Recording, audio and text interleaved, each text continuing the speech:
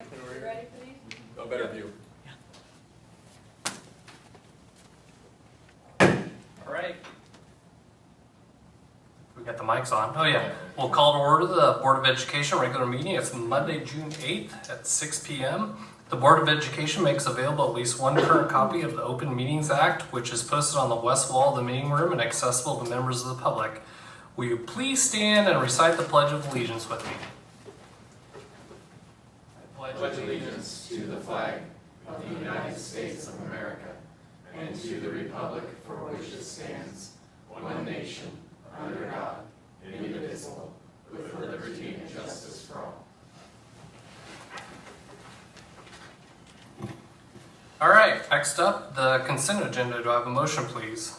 I move that the Board of Education of District 15 approve the consent agenda as presented, including approval of minutes of the regular Board of Education meeting on May 11th, 2026, approval of the proposed accounts for payment, approval of budgetary receipts and expenditures for May 2026, approval of Committee of the Whole minutes May 28th, 2026, approval of option students, approval of the resignation of Carlina Grove, mental health therapist, approval of contracts for the 2026-2027 school year, Ellen Hagemeyer, high school special education, approval of policy, third reading of policy 1040, annual report, third reading of policy 3540, bidding construction projects, third reading of policy 5601, asthma, anaphylaxis, and allergic reaction protocol, third reading of policy 7050, bids and contracts, and excuse the absence of Aaron Hamilton.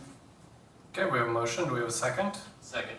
Second. Jason, do you have a treasurer's report? I do. So for the month of May, expenditures in the general fund payroll was $1,915,438.22.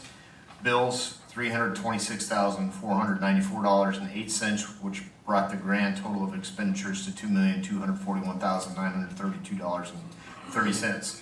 Revenue for the month was quite strong, that it being tax collection month. Also, the state property tax front-loaded credit was sent out to schools this month, special ed reimbursement, and then also we had some grant reimbursement that was included in as well. So revenue was $7,080,545. Good. That's good news, but that will have to carry us now for quite some time. So we'll be wary of that. Just as an update as where we are in the budget cycle, as May ends, we are now 3/4 of the way through the budget cycle, which would mean we should have expended 75% of our budget, but we're currently at 70.5% of our budget. So we do have we're in good shape in terms of budget authority. We do have a variety of expenses coming from computers to curriculum to middle school air conditioning to buses, vans, etc. So in short, that will change, but financially, we're in good shape where we should be. Okay, thank you, Jason. Are there any items on the consent agenda that the board would like to pull off for further discussion? All right, seeing none, can I have your votes, please? Motion passes. All right, next up, information portion, and we will start with board reports and committee of the whole. Doris. The Board of Education Committee of the Whole meeting was held on Thursday, May 28th at 5:30 p.m. Mr. Ford provided a high school strategic planning update, and he used a handout to share data on student passing rates and attendance and how those have gone up.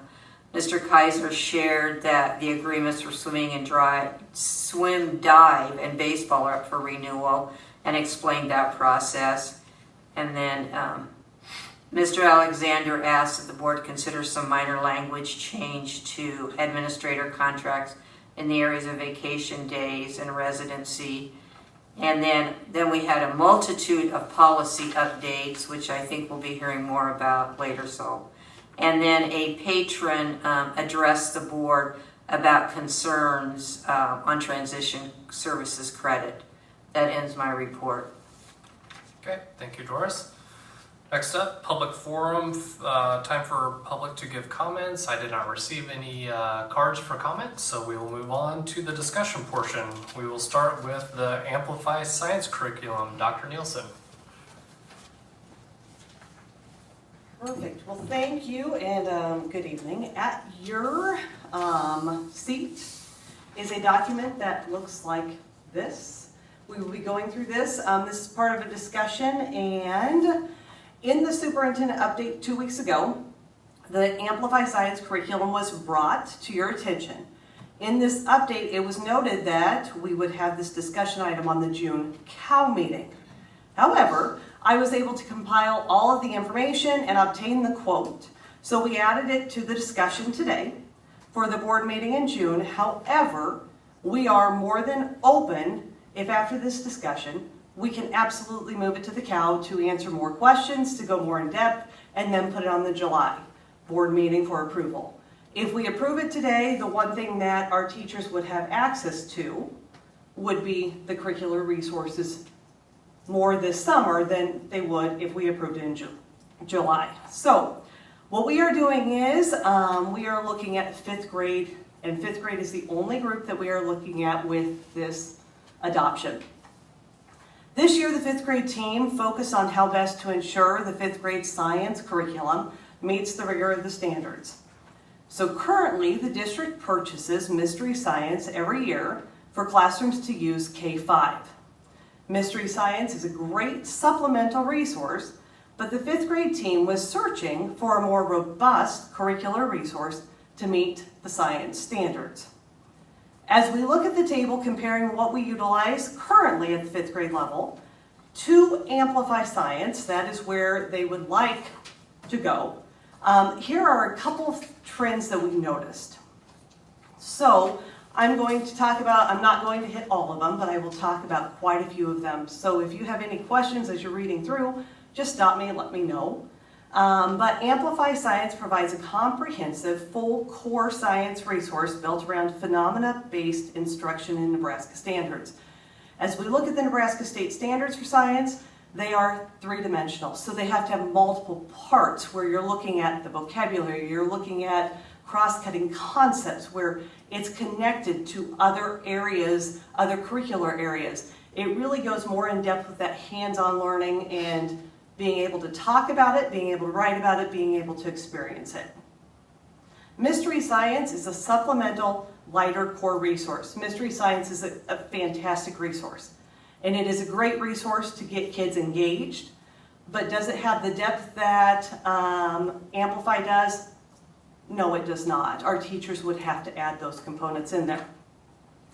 Amplify Science provides students with opportunities to build that perseverance with multi-day investigations, engineering challenges, simulations, argumentation, and literacy development.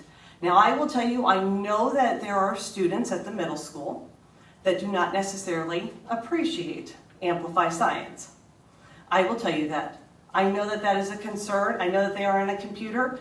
The teachers do provide opportunities for practice. The teachers do provide hands-on learning experiences. And that's one thing that, as we talked about as a 5th grade team, is they're still in elementary school. We don't want to lose that hands-on, that excitement for learning, which Mystery Science provides. And so that's one of the things, how do we blend in still that teacher-driven instruction along with this core resource that really bumps up the expectations for our students. I will tell you, when the results come out in November, based upon our science assessment scores, our middle school has continued to rise every single year. Their assessment scores in science just continue to progress forward. Our elementary does a fantastic job in science as well. They are sitting around the 70th to 75th percentile of their, or 70 to 75% of their students are proficient. Our goal is for science to get to that 85% of our students proficient, and I know we should be able to. So Mystery Science provides the shorter, highly engaging lessons around curiosity and teacher-friendly demonstrations. Amplify Science provides students with greater conceptual depth with sustained exploration Mystery Science gives student an introductory understanding of concepts with less depth and rigor. And that is one of the main reasons why our teachers are asking for Amplify Science, is so that they can go more in depth with the topic rather than staying on the surface. If they need to go in depth right now with Mystery Science, they have to do it during their planning time. And I will tell you, science is absolutely important, but we know reading and math are exactly what everyone looks at. And so they tend to spend more time there and not as much time. They don't have enough time to work really making science better. Amplify Science places a heavy emphasis on evidence-based reasoning, writing, academic vocabulary, and scientific reasoning. Mystery Science provides more discussion with lighter writing experiences. So the one thing that, as we're looking at that literacy, writing is a very strong part of reading. And that's what we see with that Amplify, is students are writing and reading constantly. We know, and I have been told by people, that Amplify Science is a reading program. You're right. It is. And science is, you have to be able to read charts, graphs, paragraphs. You have to be able to read everything that's thrown at you to decipher it, to figure out what is happening with that scientific concept. Amplify Science provides extensive investigations, modeling, simulations, and collaborative engineering tasks for students. Mystery Science provides strong demonstrations with engaging hands-on activities for simpler implementation. Are there any questions at this point in time? Because I know there are thoughts ruminating around in your head. I know that there are board members that love Amplify Science, and there are board members that don't. I know there are students that love it, and there are students that absolutely do not. So, I mean, and that's the thing, is there's no curriculum resource that is 100%. And that is where our teachers have to make sure they have that piece in there, to where they are making sure that those hands-on investigations are being utilized. And so as we talked about it with the 5th grade group, that is one thing that we saw that they were very willing to grab hold of and make sure that those pieces were added on.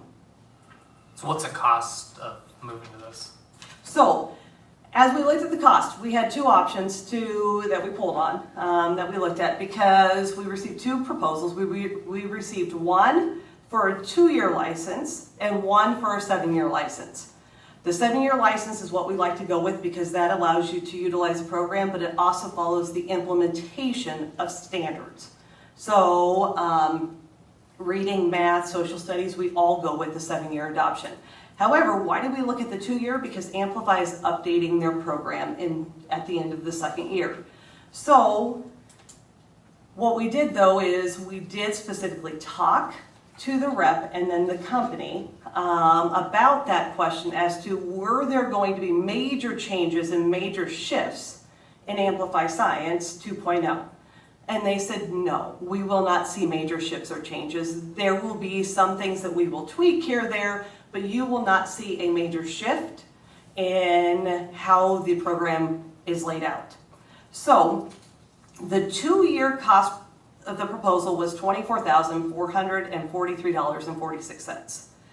If we looked at the 7-year, adoption, the cost was $32,896.10. So it was an $8,000 difference, and with the 7-year, you're going to see more substantial savings within that quote, just because you have it for a longer time. Thank you. Yep. I would just comment that I would certainly endorse the Amplify Science. The absolutely critical need in this nation and world of having a solid foundation in science. Critical thinking is part of it. So many people do not understand, really have no grasp of what science is. How do you do a science experiment?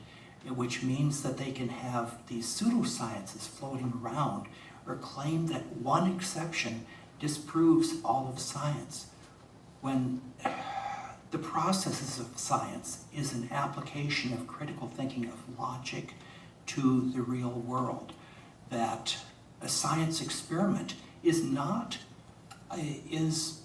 not a matter of trying to prove that your hypothesis, your idea is correct.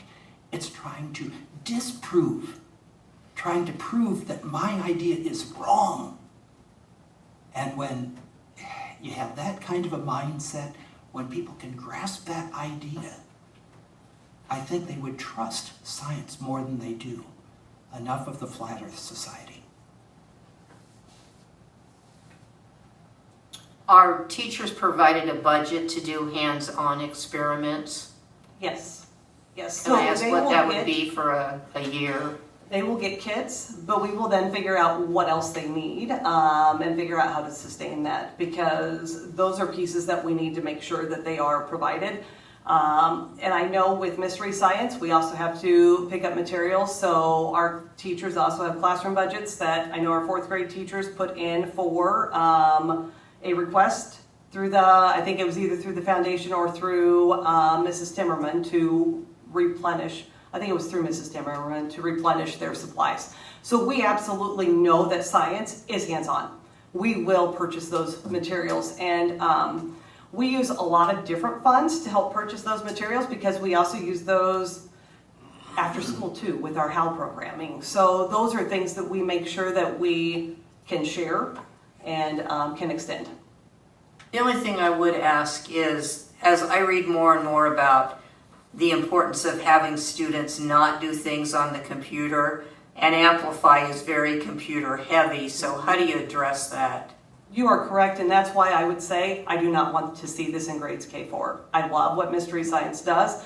It does still provide, there's some parts that are online with Mystery Science, but very little. And so you do a lot more of the exploration through reading text that is right in front of you, through the experiments that the teachers are creating. So absolutely, and that is why I was more on board to look at the fifth grade team and say, understand, and here's how do we blend it. And so that's just me working with the teacher team to find that blend and to make sure that that blend is still there, because you are correct. But it was teacher choice, not us wanting to raise the test score choice. No, it was teacher choice. I was approached by the teachers.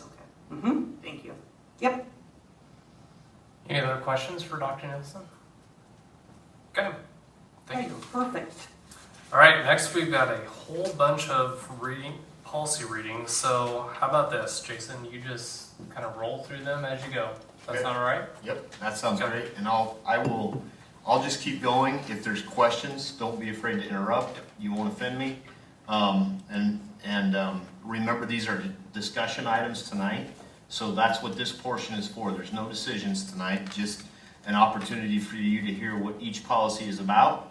And then if you have questions, you can ask those, or you can shoot me an email later, or whatever the case may be. But these are discussion items for tonight, and then you'll see them in the next 2 meetings as well. So with that, we'll begin. These are all policies that have been changed due to legislation, with the exception of one. So, and I will point that one out to you as we get to it. The first policy reading is 1110, that deals with bulletin boards. That sounds pretty simple, but in all actuality, this deals with equal access to teachers by professional organizations and teacher associations. So LB 429 added new requirements that organizations should have equal access to teacher emails and physical mailboxes in the school, and also bulletin boards that are in the teacher's lounge to be able to post information that they want to. So for that, we adopt policy 1110 or make adaptions to policy 1110 to recognize that change by 11429. The next policy is the one that is not required by state statute. It's one that in all honesty, it's not part of the annual updates that come from our legal counsel. It's one that's hit my desk a number of times and has risen to a level requiring board discussion and decision making. So for a long time, Beatrice has operated under an unwritten policy, if you will, that Wednesday nights from the beginning of religious education courses, usually that's in September, right after Labor Day, throughout the school year would be free from school-sponsored activities after 6:30 p.m. Limited exceptions have existed due to NSAA-sponsored activities that are scheduled on Wednesday nights and we can't really avoid, which would be district tournaments, state tournaments, maybe weather rescheduled events or cancellations, so forth. So there have been limited exceptions that have taken place. However, I do also know that at times this has been at question as to why certain things are being allowed to be scheduled on certain Wednesday nights that are not specifically related to NSAA activities or things that are more pressing. And so what I would say is it's time for the board to have a discussion and put it in writing as to what you would like us as administration to, how you'd like us to handle this, because the unwritten policy really has created some situations where maybe it's being taken advantage of, maybe it's just not clearly enough written, and I think we need that guidance from you as what you would like us to do. For purposes of this conversation, I did poll ESU 5 schools, Stance schools, and Trailblazer Conference schools, and the results that I received back, anybody that responded, were that 12 of those schools had similar policies as the one that you have been provided. 5 have no policies, and 1 school has a statement in their handbook, and that's it. So that's just for purposes of your conversation as you move forward. But so the policy is there for you. It's policy 1121 called the open night policy. I guess here's my opinion on this. My opinion is to leave it as it is and not have a policy. I think with the day and age that we're in now, and I'll just speak personally with my daughter, club sports happens on Sunday and Wednesday nights. So I guess in my opinion, she's playing club sports. There's practices every Sunday and Wednesday night, whether it's a school activity or not. In my opinion, I think it should continue to be up to either athletic director or principals or superintendent, whether that happens. It's just a change. In the current environment, that's what's going on. There are kiddos that still, they take care of their confirmation, their church activities, and they're late for those. But in my opinion, I don't think we should limit it to having Wednesdays or Sundays before 2 p.m. So that's just my opinion. How does this cover club sports? It doesn't, but I'm just saying, I think it's the same thing, so whether it's a school sport, and it can be optional at that point, but just in the current environment, there's stuff going on every night of the week, potentially. Whether it's school related or non-school related. So to put it in policy, then you just limit yourselves from that point. Yeah, and if we would adopt this policy, I would have a question of enforcement knowledge. Do we have a truly comprehensive calendar? And can we get that word out to anybody who might be scheduling anything? Is there a central place where things are scheduled so we can even apply it equally and make sure there aren't mistakes or oversights? Well, and even that, back, a couple years ago when the cheer came and talked to us about the only time there was a cheer competition was on a Sunday. So yes, they, came and talked to us about that, but again, that's the only time they had those competitions, so I don't think it should be in policy that they even have to come ask for that permission to the board, in my opinion. Am I correct that this only refers to school activities, so it doesn't refer to any other activities? Am I correct? Correct. Yeah, yes. Yeah. Or school sponsored. And in my opinion, there are other activities that are going on, so again, why is it built into the school policy when it's, that is the time that all those practices happen, whether it's baseball, volleyball, basketball, they're all happening, whether they're in school or out of school. Yeah. I shouldn't say And I in would- school. And I would agree with that. Now, I do know the NSAA does a very good job of trying to avoid Wednesdays pretty much at all cost, with the exception of state basketball tournament now, and on occasion, districts on a weather Yep. event, and I think state baseball may hit a Wednesday Yeah. every once in a while, but they do try to avoid that at the state level, which is good. How many, I would wonder how many practices are what level of informality are they where they can just be called on the spot or say, hey, get a few kids together and practice this? How much is informal, how much is formal, and how far down would something like this apply? I'm just questioning I think how at we least would in, enforce it, really apply it. from what I understand is, like, let's just say that girls basketball, I'm looking at Danielle, had to have a practice that went past 6:30. But if any girls came up and said, hey, I have church confirmation that night, they're not going to tell them, sorry, you can't go. Well, I have a problem with that because the point of athletics and sports, they are taught from the beginning it's team first, team first, team first. So it puts a great deal of pressure on a young man or a young woman to say, I need to go to my confirmation class when I have been told every day at practice the team comes first. I think the other thing that I'm also concerned about is by doing that, we are asking that also of our administrators. You know, I get that the outside of school sports, that's not our concern. You know, I don't think we should adopt or not adopt a policy because of what do you call traveling teams and all that, Any clubs? club sports. I think this refers to school sports and our coaches, our sponsors, our administrators. If that building is open, you need somebody there and or somebody that, if something happens, they can get there quickly.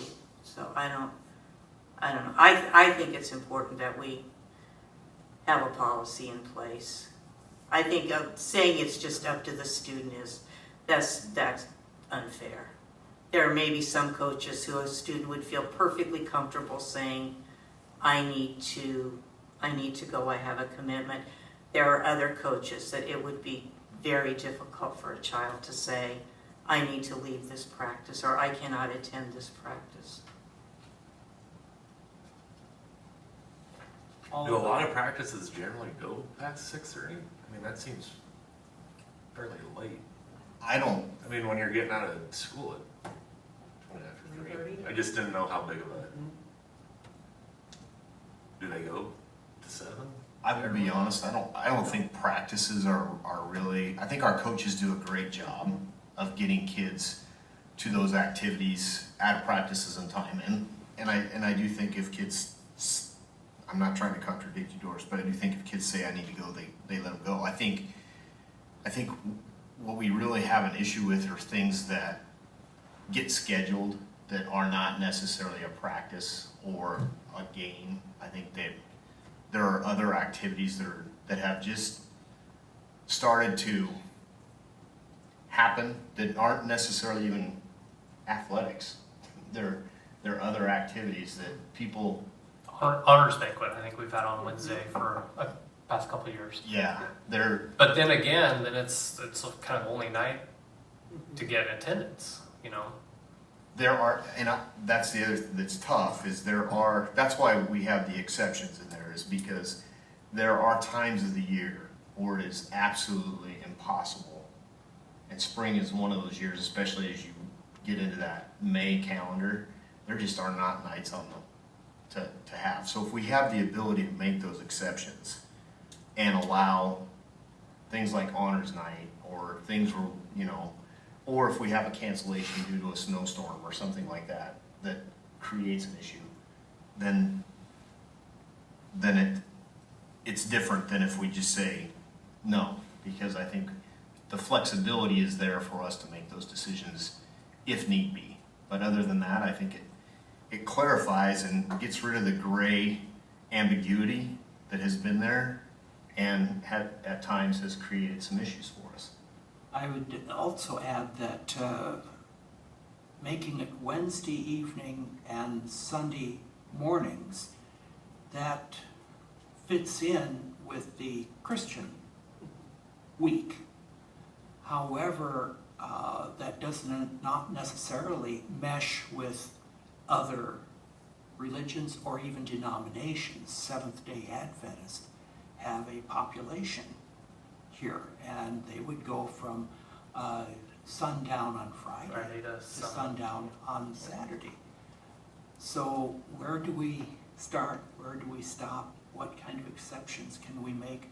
I know that Saturday thing very well from Union College never being able to participate in my regional programming contest when I was working at the university. So anything is going to affect somebody. It's a matter of to what degree, how much we can accommodate, how wisely can we give these exceptions. My inclination is to go ahead and approve this policy, but recognizing it's not a trivial application, and it's not trivial how to make those exceptions. And so to Charles's point, if an exception needs to be made, does it need to be brought before the board, or can Kale make that, or is it to you, Jason? The way the policy is written is that it would be made by the athletic director or activities director and the high school principal. But do we need to approve that every time? No. Okay. Well, that's And better, because if that's, Yeah, and I wouldn't think you'd want to do No. that. And we don't have the issue in the middle school then, is that correct? Or elementary? Because if the principal, if it's the high school principal and activities director, what if it comes up in middle school or elementary?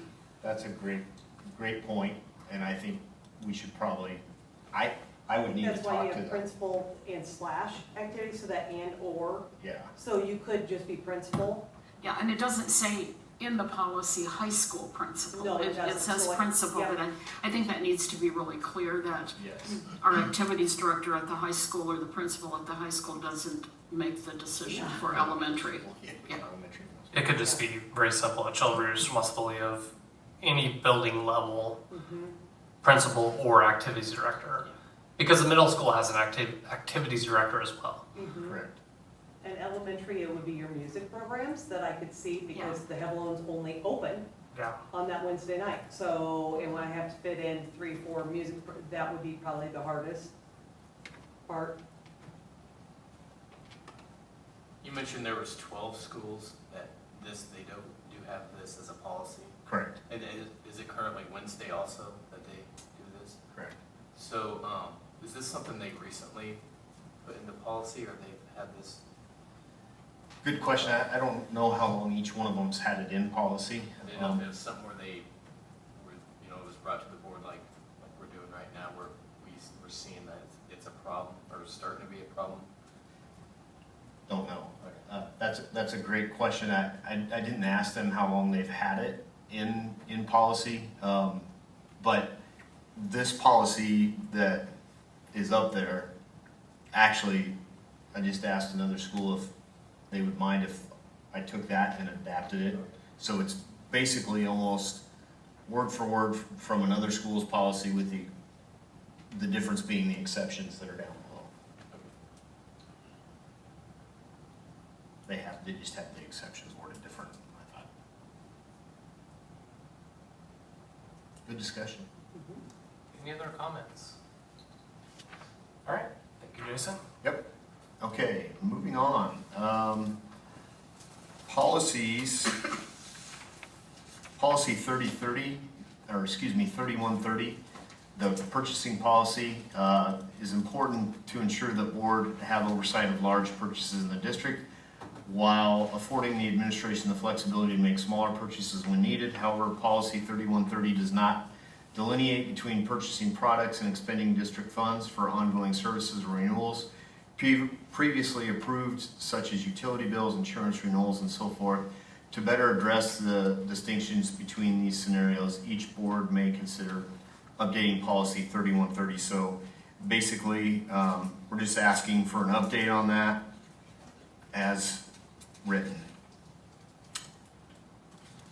3131 and 3132, the next two policies, just to be brief, the main thing that has changed in 3131, it's talking about micro purchases and simplified acquisition thresholds.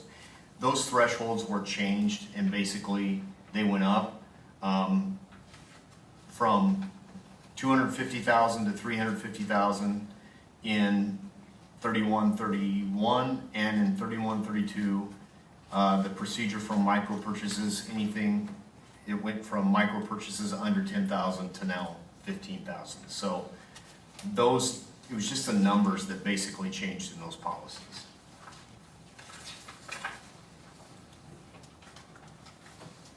Moving on, policy 3560, records management and deposition, or excuse me, disposition. LB 596 changed this and references in the record retention laws to better reflect current technology and electronic storage capabilities. Basically, 3560 allows us now to use more technology to store records and files than what we previously had the ability to do.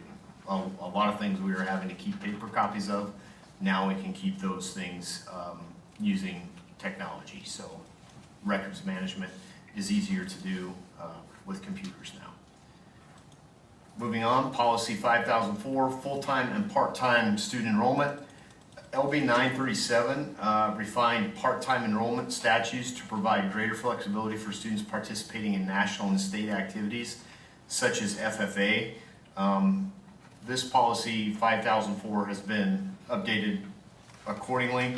So basically, as you all know, the NSAA has their guidelines that is required for their activities of 5 credit hours to be, you have to be enrolled in a high school, 5 credit hours to be able to participate.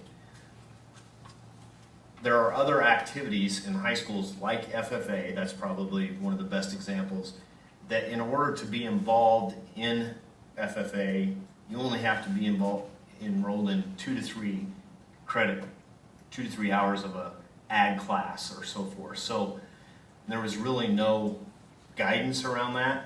So this bill addressed that and stated that student just has to be enrolled in the minimum number of hours that that organization requires to be part of that activity. So if it's FFA, whatever the national organization requires is the number of hours they have to be involved, not 5 like the NSAA requires. Okay. All right. Policy 5005, student resident admission and contracting for educational services. LB 937 imposes a new requirement for school districts that they may not disenroll a student who is in the subject of a DHHS investigation. So this happens more times than not. When we're in the middle of a DHH investigation, we have had parents who have tried to disenroll their child when they're under an investigation by HHS, and so it's now we as a school district will have to tell the parent if they want to disenroll them. We have to call law enforcement and say you cannot disenroll, and we have to report that to law enforcement right away. And that's as a result of LB 937. Policy 5006, option enrollment. To be brief, policy 5006 just basically says from this point forward, we have to accept siblings of any student that we accept as an option student or is an option student in our district. So we used to have the ability to, if there was no room or we didn't have capacity in a certain class for siblings to come, we used to have the ability to say, sorry, we're full, we just can't fit them in there. Now we can't do that, so we're just gonna have to go over capacity in that class if they come. The one exception that we do have is the deadline. If they don't meet the deadline for request for option enrollment, then we can still deny on the basis of that deadline. But the other part of that is the capacity enrollments. We will be bringing that to you as soon as we have a better idea of those capacities. Policy 5101, student discipline, was kind of a big one for principals especially. LB 653 amended the Student Discipline Act and required 2 changes to board policy. The first one was, you'll remember a few years ago that the legislature said pre-kindergarten through 2nd grade students could not be suspended from school for any reason outside of bringing a weapon to school. Now, pre-kindergarten through 2nd grade students can be suspended for that or violent behavior within a school that threatens themselves or any other person. So suspension is now available to pre-K through 2nd grade students in those scenarios where violent behavior is causing a serious disruption to the school day or serious threat to another person. You skipped one, Jason. I didn't? 5008. Okay, I'll go back and I get thought I it in had then. lost my mind. Sorry, I'll go back and get 5008 in a second. The other part of student discipline that changed is that principals now have to meet 3 more criteria when suspending a student, and those 3 criteria they have to make sure that they identify what they're going to do to change the behavior, communicate that to the parents, and make sure it's written in a letter that's sent home. So there's changes to that as well. Policy 5008, attendance, amended the student attendance laws to provide that a documented absence from a credentialed health professional shall excuse a student absence for the day and not count toward a student truancy accumulation. So as long as they're a credentialed health professional, they are excused for the day. Let's see, that brings us to policy 5205, graduation. The nuts and bolts of this, LB 296 amended Nebraska's graduation statute to provide an exception for students who at some point during their high school career were under a supervision of a juvenile court, and basically incorporates that the new statutory amendment makes sure that those students have the opportunity to graduate. Next one, 5209, school library materials and parent access. You probably remember this one, we've talked about it a bunch. This just says that under the new law, before 26-27 school year begins, every public school district must adopt a policy that requires a catalog of all books in the school district's library to be categorized by school building and accessible for viewing by a student's educational decision maker. So that means all books have to be able to be accessed online if they want it, or they can come into school and look at all books if they would like to. And the second one is allows the decision maker to opt in to be notified when their student checks out a book. So we have those processes in place that will be implemented in handbooks this fall. What changed with that?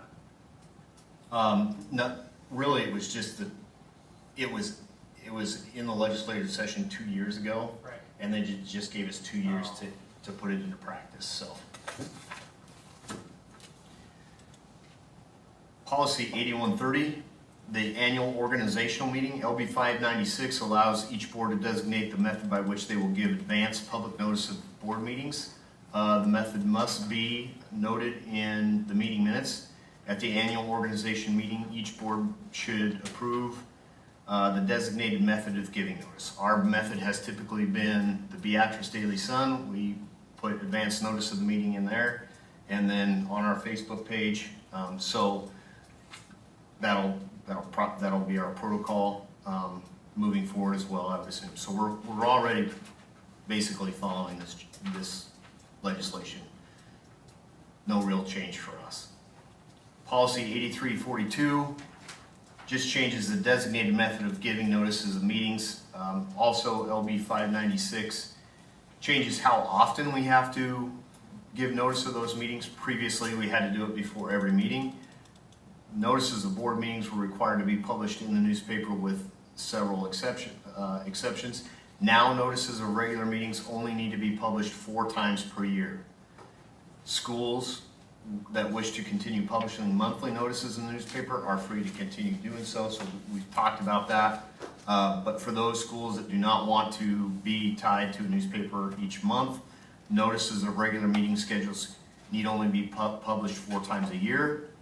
And if there are changes to that meeting schedule, you just have to make sure that that's published as well. So if for some reason you would have to change a meeting time, you make sure that that is published as well. And that's it. Any other questions, comments on all these first readings of policies? Like Jason said, a lot of them are legislative driven, with the exception of a couple. All right, we will move on to the action portion. We will start with the approval of computer purchase. Do I have a motion, please? I move that the Board of Education of District 15 approve the purchase of computers at a cost of $176,000. All right, we have a motion. Do I have a second? Second. Second by Eric. Mr. Alexander. So, I told you the wrong number, Doris. It should be 76,000. So I put it. What I said? No, you said 176. Oh. That's my fault because I told you that number. So it's just 76,000. Everybody, don't have a heart attack. Just 76,000. That's my Do fault. we need to amend the motion real quick?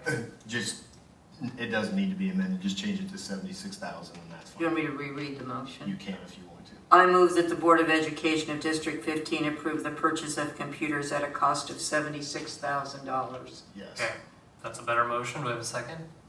Second. Second by Eric. Thank you. So this purchase would include 88 laptop computers and would allow us to update the oldest staff computers that we have in the district. Working with Ryan McDowell, he estimates the cost at approximately $760 per laptop. That would get us to $66,800. Then in addition, we need to replace 12 student desktop computers in one of the labs at the high school that is currently running Windows 10, and those are security risks, extreme security risks. So we need to get these done. We've not received the final quotes yet. Ryan is negotiating with the company right now, so it might be less than this $76,000, but he's working to get that down as much as he can. I'm just asking for the board to authorize me when he gets that down as far as he can to be able to order these, get him going. If you'll give me the authority to purchase up to $76,000 worth of computers. And this is just continuing our rotation, right? Yes, correct. So this will take care of the oldest staff computers, but that's about a third probably. We initially intended to do about half, but with this lab that came up, we're gonna do about a third, and then hopefully next year we can do a third, unless things change. But the other thing is prices on computers are just going up quickly. So it's a good time to get as many purchases as we can. Okay, any questions? All right, seeing none, can I have your votes, please? And motion passes. All right, next up, approval of NSAA cooperative agreements. Do I have a motion, please? I move that the Board of Education of District 15 approve the renewal of the NSAA cooperative agreements for the 2026, 2027, and 2027, 2028 school years for the sports of swimming, diving, and baseball. Okay, I have a motion. Do I have a second? Second. Second by Eric. Anything to add to that, Jason? No, just, Mr. Kaiser presented this at the committee of the whole meeting. It's that time for the renewal of those 2-year cooperative agreements, so we're asking for the board to do that. NSAA does now require the board approval be on record. Okay. Any questions? All right, seeing none, can I have your votes, please? The motion passes.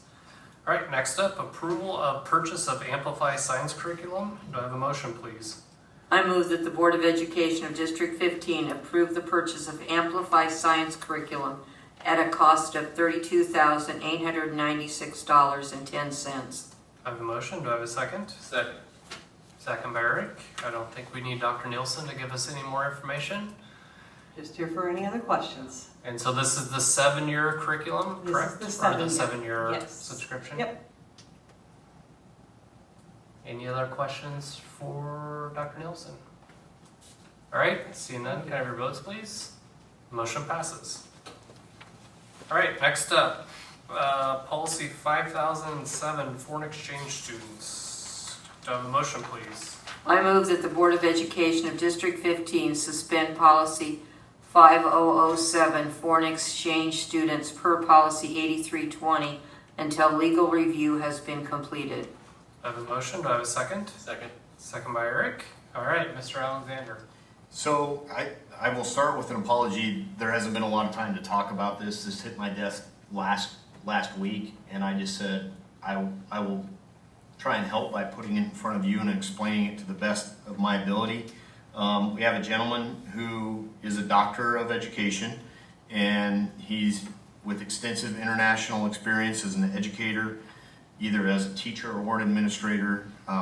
His approach Beatrice Public Schools through the proper chain of command, went to the high school administration, and they knew that we had policy on this, so they redirected him to me. And he's looking at the opportunity of trying to find a host family for a student that he worked with in Spain to bring over as a foreign exchange student. So basically he came in and visited with me and explained the situation, and just asked that would we consider allowing a foreign exchange student to come. And I know we've had them before, but we haven't had one since or 2019-20 or before the pandemic. Haven't had a request in that long.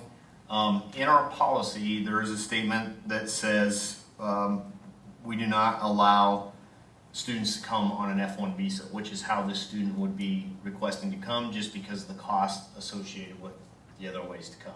So I said I would ask if it would be possible for us to see, do we need that statement in there, which would require us to have an attorney look at it and get legal review of the policy and see what needs to, if we need to have that in there. So with that being said, basically what I'm asking, or what the motion is to suspend the policy until further legal review can take place of that policy. I have looked at other school policies and they do not have that in there, so I don't foresee that being a legal requirement that an F1 visa be required for a student to attend a school. It's just, I don't know really why that's in our policy. I think historically there's probably been some attachment to it, but in the research that I didn't really come up with anything that really said it needed to stay in there. What truly is the F1 visa? I did look it up. I forgot to ask you this the other day when you. And the purpose is cost related? Yeah. Yeah.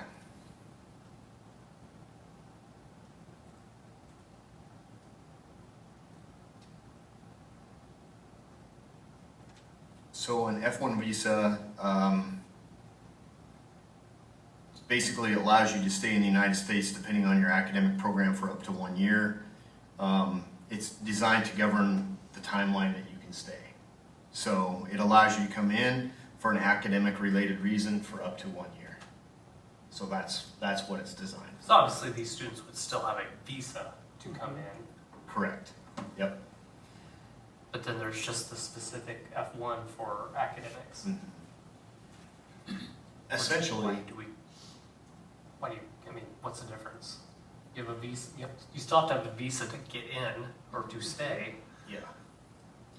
I don't know why that statement's in our policy, and like I said, I looked at some other school policies and it wasn't in there. I'm sure there are policies out there where it is. So I think it goes back to kind of like the Wednesday night policies. I think there's probably some schools that have it, some schools that don't. With the request, I just said I would bring it to you. The young man that wants to, his mom that wants him to come, apparently has spoken with, I think a lot of the reason for the young man wanting to come to Beatrice is because of the strength of our Spanish program. With 3 teachers that are from Spain, that connection was made, and they have already spoken, and there seems to be a connection. And Mr. Kaiser, having done a sabbatical there, also is a link that has been a connection. So Charles, do you remember, do college students have to have the F1? Yes, yes. They do? I've dealt with many F1 visa applications. And if you can do it without, great. If there's an alternative. And that's really not up to us to determine, is it? I mean, I think it'd be up to the Right. government to determine whether you get a visa or not. Well, I mean, If But I there's mean, the another bigger- mechanism that's considered legal. yeah. I guess I don't have any issues with it. I think it's just a good opportunity for a young person to come, and I think it's really a good opportunity for our students here to have that experience of someone coming also. Sounds like there's a significant cost for the F1 too. Look, there is. I don't know if there's a cost associated with the F1. There's a cost associated with having to come with that type of, through that type of transition. So that's another part that's holding mom up, is the cost associated with it. So. I think it would be good just to suspend it until we get all the answers. And I think for one student to come, I don't think it would be problematic. Yeah, I mean, obviously they're gonna have the legal means, the appropriate visas to be here, so Right. we should be able to educate them if they choose to. Yeah, like I said, we have not had an exchange student since the pandemic, so I do see, like Jan said, I see some benefit in that for this student, for our students. It can be a neat thing. I do know that the hurdle right now, as of Friday, in my last discussion with Dr. Robinson, is finding a host family. So that is still up in the air as to whether or not that happens. And they are up against a time frame of which this student has to enroll in school in Spain before they are considered not in school. So if the host family is not found in a certain period of time, I think like by the end of this week or something, then it's probably not going to happen this year. But at least we can then look at this policy and have decisions made for the future as well. Okay. I say bueno. All right. All right, can I have your votes, please? Motion passes. All right, next up, approval of first student addendum. Do I have a motion, please? I move that the Board of Education of District 15 table this item, table this addendum to the contract with first student for the 2026-2027 school year until all the information is available. All right, I have a motion. Do I have a second? Second. Second? All right, we'll table that. Yeah, in short, we just didn't get the information from them yet. We thought we might have it by today, but it didn't come. Do we need to vote on tabling it? Yeah. Okay, do I have your votes, please? And motion passes. All right, last, well, not quite last, but Administrator's report. I just have two quick things for you. First of all, thanks for your patience going through all those policies. I know that's probably more fun than two cats in a gunny sack, but we got it done. So from this point forward, they unless there's questions, they move pretty quickly. We found out today that bus number 8, and I communicated with you on Thursday, March 19th, so maybe you do recall, maybe you don't, but that bus was in an accident with one of our maintenance workers in it. It was rear-ended, not our fault. Insurance company has informed us today that that's totaled. It was a 2008 with 118,000 miles on it, so not worth a great deal of money, $5,931, but we'll take it and apply it towards the purchase of another van because we're going to need it. So that's Van or bus? Interestingly enough, the law has changed again, and we can now go back to 10-passenger vans as long as they've been modified. So just found that out last week as well. So utility vans, that there's one dealership in the state of Nebraska that's working with a company that will modify them to a 10-passenger van. And so I'm sure there's a list a mile long. We'll see if we can get on. What do they have to modify? Take out the front seat, The front the seat? front passenger seat, not the driver's seat. Really? Yeah. That's how they modify it. So, yep. And Can't be that hard. crazy. So we'll be checking into that, but we'll keep you posted on what we find out. Just a quick update on the middle school air conditioning project. Most of the wiring and the piping for the units has all been installed. The fire sprinklers inside the gym have all been moved accordingly. So everything's ready to be put in. The cement pad was poured last week and the units are ordered. They're actually here. And when I say here, they're at Prairie Mechanical, but they'll be here this week. And it looks like they'll be hooked up, or they'll be set on the pads in either next week or the week after that. The sock, which sounds crazy, but it's just a great big air vent that goes in the gym. The sock should be here, they're hoping the last week of June, and installed either that week or the first 2 weeks in July, and then it's just a matter of hooking things up and getting it going, and then that'll leave a couple weeks at the end of July to get other things done in the gym and make sure it's ready to go. So, just a couple quick updates for you. Okay, thank you. Any other questions for Jason? All right, notification of next meeting. The next regular meeting of the Board of Education will be July 13th, 2026 at 6 p.m. in the Administration Building. The Committee of the Whole meeting will be June 22nd, 2026 at 5:30 in the Administration Building. An agenda for the meeting, which shall be kept continually current, is readily available for public inspection at the Superintendent's office during normal business hours. Do I have a motion to adjourn? Oh, just a minute. I move that the Board of Education of District 15 adjourn. I have a motion. Do I have a second? Second. Your votes, please. We are adjourned.